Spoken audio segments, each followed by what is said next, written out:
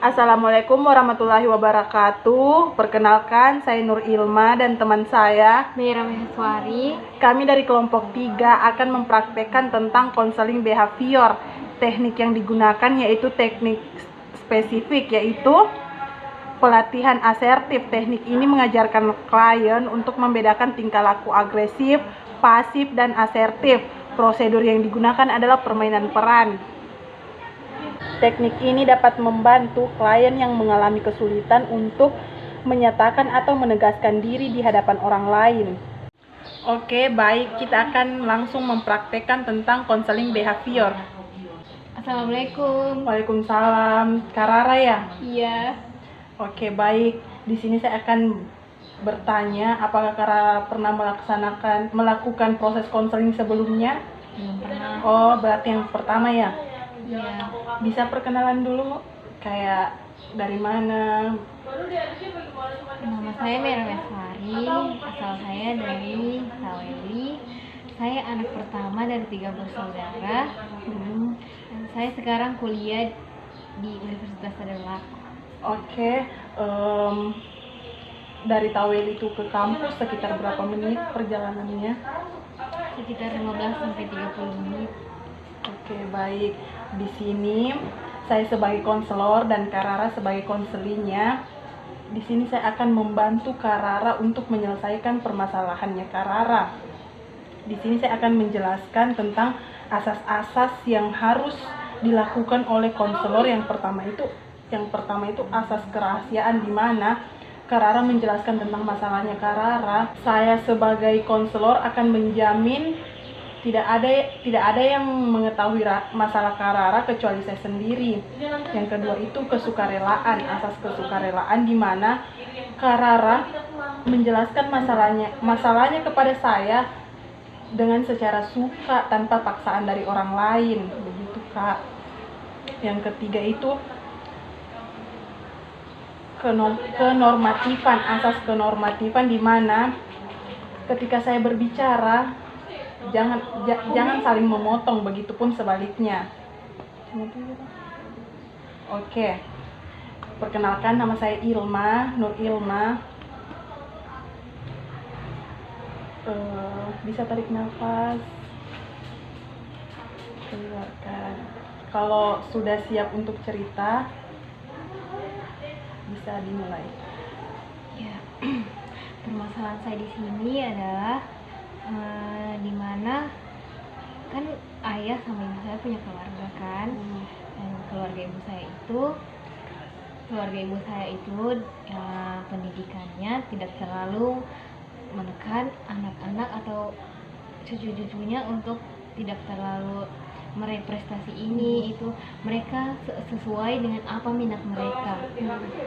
Sementara di keluarga ayah saya itu keluarganya rata-rata ya notabene mereka kakak adik itu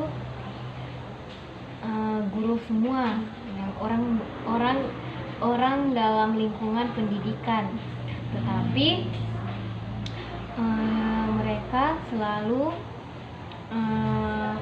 ketika kalau punya prestasi itu dikatakan punya prestasi itu jika kita pandai matematika saja. Kalau kita kayak misalnya saya waktu SMP, saya pernah mengikuti lomba non akademik, di mana saya bisa meraih prestasi di situ. Alhamdulillah, saya mendapatkan juara 2. Dan ketika keluarga orang ayah saya tahu, mereka apresiasi juga, cuma tidak terlalu seperti kayak oh iya tidak seperti iya bagus, tapi lebih bagus lagi kalau mengikuti lomba matematika seperti itu. Oke, berarti apapun yang Kakak Rara lakukan selalu dibanding-bandingkan, matematika lebih bagus, matematika lebih ini. Oke. Jadi menurut keluarga dari ibunya Kak Rara, bagaimana, apa tanggapannya tentang keluarga yang terlalu menekankan anaknya sendiri untuk lebih tahu matematika? Kalau keluar dari keluarga saya, mereka hanya bilang tidak usah didengar. Mereka juga orang tua, jadi tidak usah dibantah, dan kita sebagai anak-anak itu harus dengar saja diam.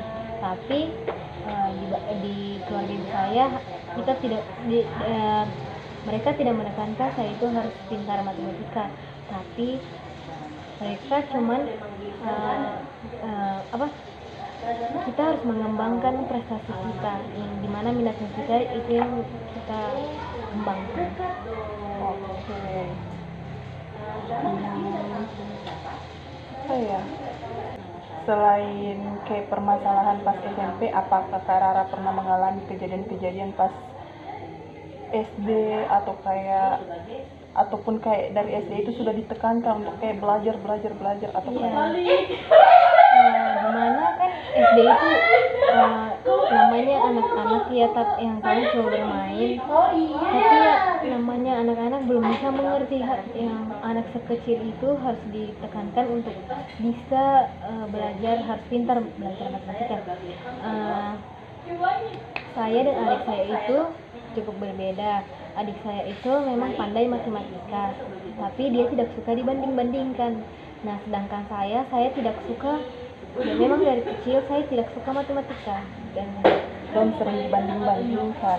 Oke. Nah, ada juga sepupu saya, dia pandai di bahasa Inggris, tapi keluarga saya yang dari ayah ya selalu membandingkan kalau lebih baik matematika daripada bahasa Inggris. Pokoknya kalau prestasi itu dilihat dari matematika, dari prestasi yang kalau pintar matematika berarti dia pintar. Oke. Kalau menurut saya di sini maksudnya kayak sebagai Kak Rara ada di posisi Kak Rara, kayak kalau misalnya harus berani berpendapat, karena maksudnya ini masa depannya Kak Rara, ini Kak Rara yang jalani.